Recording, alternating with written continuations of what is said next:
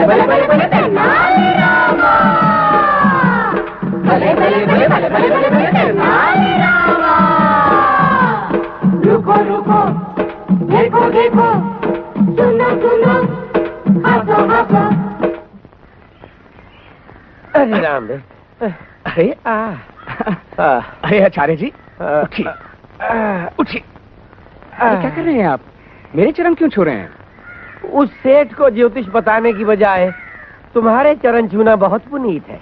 क्यों, क्या हुआ आचार्य जी? क्या बताऊं रामा, इस अवस्था में ये दुर्दशा भी देखनी थी। पर हुआ क्या?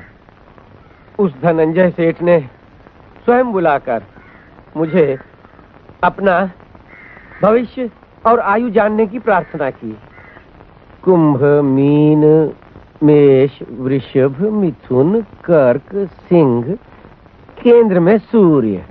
यजमान, आपकी आयु तो इतनी है कि आपके जीवन में ही आपके सारे परिवार की मृत्यु होगी। क्या कहा? मेरे जीवन में ही मेरे सारे परिवार की मृत्यु होगी? आप तो बड़े भाग्यवान हैं, ऐसे ग्रह बहुत कम मिलते हैं। बस बस चुप रहो। इससे कहीं बड़े सौभाग्य की बात तो ये है। मेरे सौभाग्य की बात छोड़ो, आप अपने दुर्भाग्य की सोचो। धनिया जी मालिक। अरे आप मेरी बात ज्योतिषी के बच्चे को बाहर फेंक दो। अरे नहीं, अरे आप मेरी बात सुनिए ना। अरे क्या कर रहे? अरे धक्का क्यों दे रहे हो? झूठा, ढोंगी, मूर्ख कहीं का, ज्योतिषी बना है। चलो धक्का क्यों दे रहे? अब बताओ, इसमें मेरा क्या दोष है? जो है वही तो बताऊंगा। बात तो आपने ठीक ही कही आचार्य जी, है ना? पर बड़ा कटु सत्य इतनी कठोरता से कह दिया। पर और कैसे कहता है? आचार्य जी, आज आप पीपल के चबूतरे के नीचे भेष बदल कर बैठ जाइए। पर क्यों? ये धनंजय सेठ आपके पास फिर अपना भविष्य पूछने आएगा। राम भजो, नरक में जाए ये सेठ। अब तो मुझे उससे डर लगने लगा है। अब जैसी आपकी इच्छा आचार्य जी। मैं तो आपको ये समझा रहा हूँ कि कौन सी बात किस समय किस तरह से कहनी चाहिए। पर मैं उसे कहूंगा क्या? सुनो, उससे कहना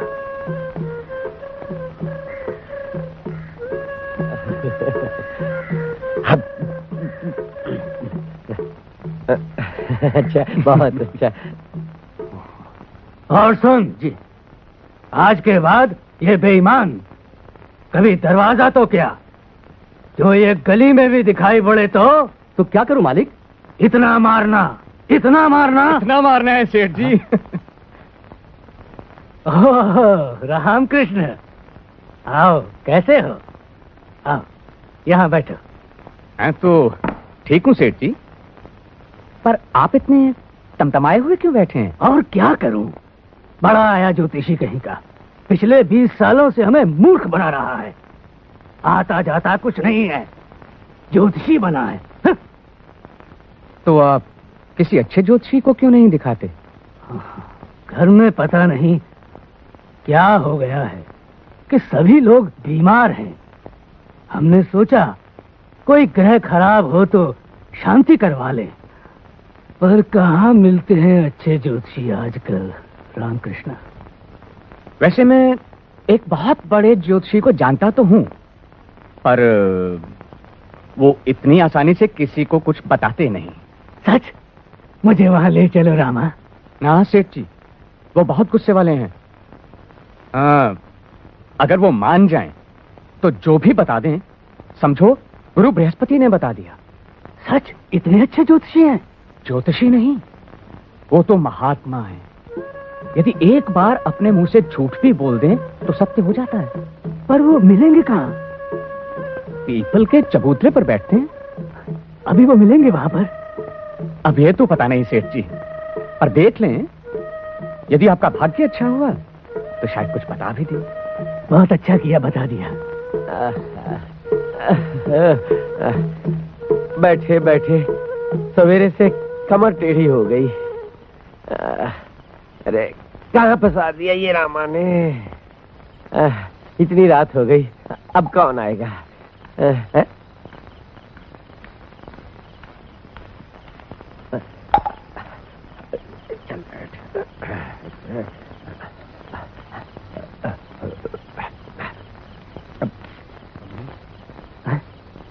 दे रहे।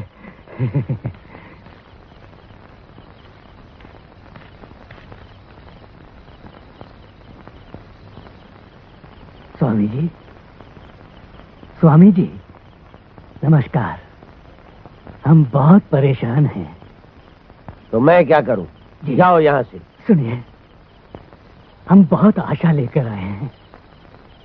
किसने कहा था आशा लेकर आने को? चलो जाओ।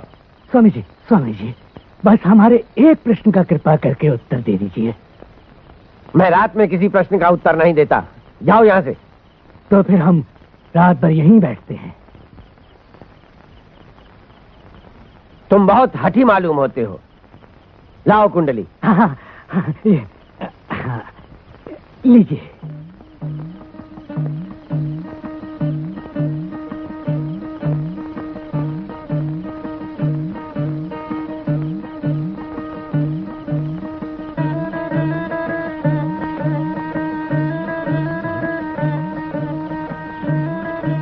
तीन साल पहले तुम्हारे पिता की मृत्यु हुई। हाँ स्वामी जी, हाँ, हुई थी ना। 2 महीने पहले तुम्हारे पुत्र का विवाह हुआ। हाँ, स्वामी जी, हुआ था। हाँ। शुक्र में शनि की वक्र दृष्टि और मंगल नीच। तुम्हारे परिवार में 7 लोग बीमार पड़े हैं। हाँ स्वामी जी, मेरे सिवा सबके सब पड़े हैं। बीच में मत बोलो। परंतु तुम क्यों चिंतित हो? तुम तो दीर्घायु हो। हैं? सच है स्वामी जी। और मेरे परिवार वाले? उनकी भी आयु लंबी है, पर आपसे 1-2 वर्ष कम बस। स्वामी जी, तो मैं 100 वर्ष तक जीऊंगा ना? कहा तो तुम दीर्घायु हो। तुम्हारी आयु तो तुम्हारे परिवार के सारे सदस्यों से 2 वर्ष अधिक ही है। और कुछ पूछना है? बस स्वामी जी, अब और कुछ नहीं पूछना। आज सवेरे एक मूर्ख, ढोंगी, झूठा ज्योतिषी आया था। वो कहता था मेरा सारा परिवार मेरे सामने ही मर जाएगा। इधर स्वामी जी, ये स्वीकार कीजिए। प्रणाम स्वामी जी। कल्याण हो। हाँ, कल्याण।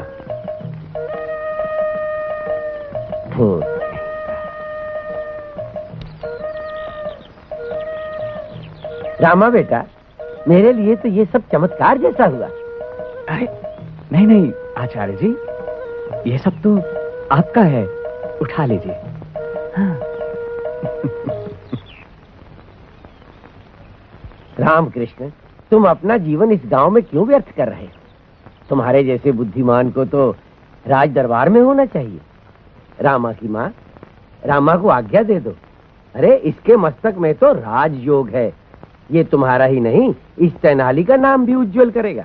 आचार्य जी, अब मैं कौन होती हूँ इसे रोकने वाली? मैंने अपना कर्तव्य पूरा किया। अब जहाँ का अंजल इसके भाग्य में होगा वहीं जाएगा। सच अम्मा, अम्मा मैं चला जाऊं विजयनगर? बेटे, हाँ कहते छाती पड़ती है, ना कहकर तेरा भविष्य नहीं खराब करूंगी। जाओ बेटे, जाओ। सीता बहू जी।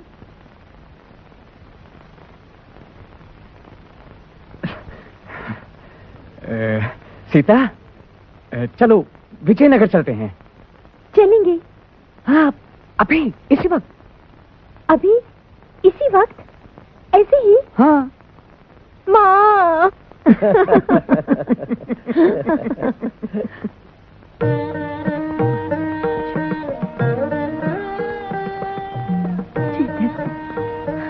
जीते रहो।